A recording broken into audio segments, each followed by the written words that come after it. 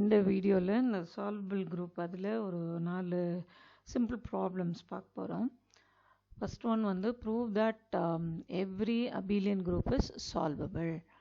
So every abelian group சால்வபிளாக இருக்கணும்னா நமக்கு அந்த ஒன்று டெஃபினேஷனை யூஸ் பண்ணுறோம்னா டிசெண்டிங் சீரீஸ். இதில் வந்து நம்ம இந்த ரிசல்ட்டை தான் நம்ம யூஸ் பண்ண போகிறோம். G par K, G is solvable if and only if G par K, kth derived subgroup is singleton E. இதுதான் நம்ம யூஸ் பண்ண போகிறோம். அப்போது இந்த இடத்துல எனக்கு S சிங்கிள்டன் E தான் இருக்கும். ஏன்னா கம்யூட் பண்ணுறதுனால BA இன்வெர்ஸ் A இன்வெர்ஸ் Bன்னு எழுதினோம்னா AA இன்வெர்ஸ் BB இன்வெர்ஸ் அதனால் ஈன்னு வந்துடும்.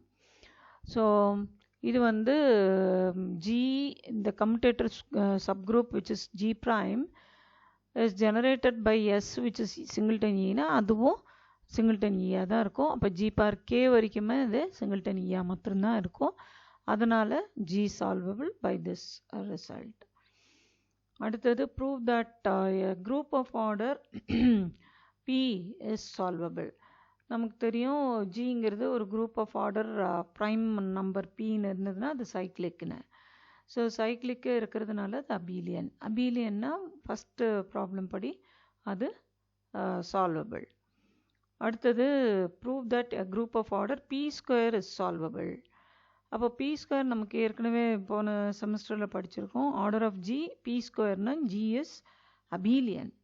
So let order of G p P square, then G is abelian, and therefore by problem 1 G is solvable. இப்போ last problem வந்து show that D4 is solvable. இப்போ D4 solvable சொல்கிறதுக்கு ஒரு descending series அந்த டெஃபினேஷனை base பண்ணி தான் இதை establish பண்ணுறோம். அதுக்குள்ள நம்ம கன்சிடர் பண்ண போகிறது ஏதான ஒரு அந்த டிசெண்டிங் நார்மல் சீரீஸ் நம்ம காமிச்சிட்டா போதும். அப்போ D4 containing அந்த எப்சிலான் ரோ 2 ஆல்ஃபா 1 ஆல்ஃபா 2 இதில் ரோ 2 அப்படிங்கிறது rotation through 180 degrees of the square. இந்த ஸ்கொயரு நம்ம வேர்டிசஸை 1 2 3 4 அப்படின்னு நேம் பண்ணிக்கிறோம்.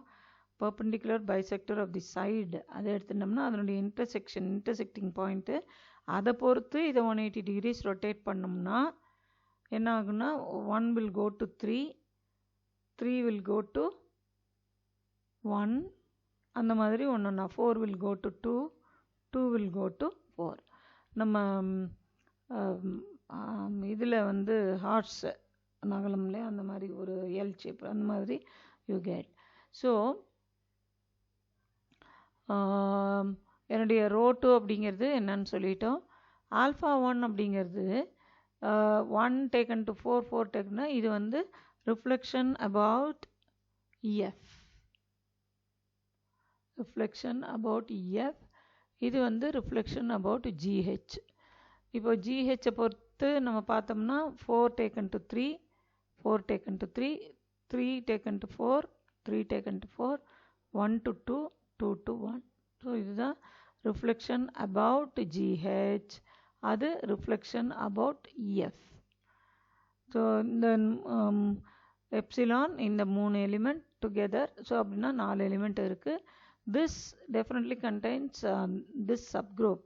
ஏன்னா ரோ 2 ஸ்கொயர் நம்ம போட்டோம்னா இது ஐடென்டிட்டி எலிமெண்ட் வந்துடும். வெரஸ் ஆல்ஃபா 1 ஸ்கொயர்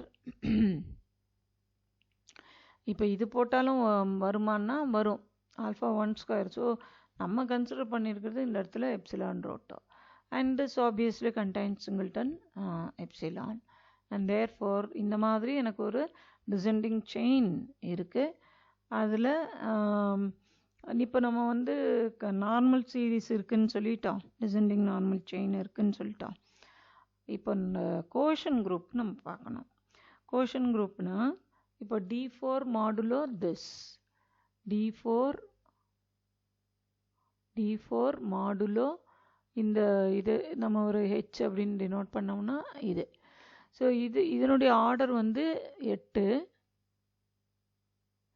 இதனுடைய order 4. So that means 2. So number of elements being 2 and the quotient group abelian. So அதே மாதிரி இதில் 4 இதில் 2. ஸோ மறுபடியும் கோஷன் குரூப் நம்ம பண்ணோம்னா அதுவும் 2ன்னு வரும் அபீலியன். ஸோ அதே மாதிரி இங்கே ஒன்லி 2 அபீலியன். ப்ரைம் நம்பர் அதனால் அபீலியன். ஸோ இந்த order of n0 mod n1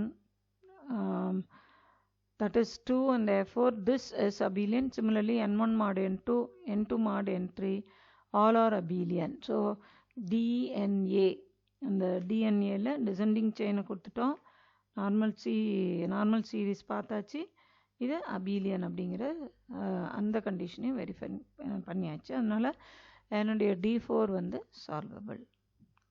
thank you.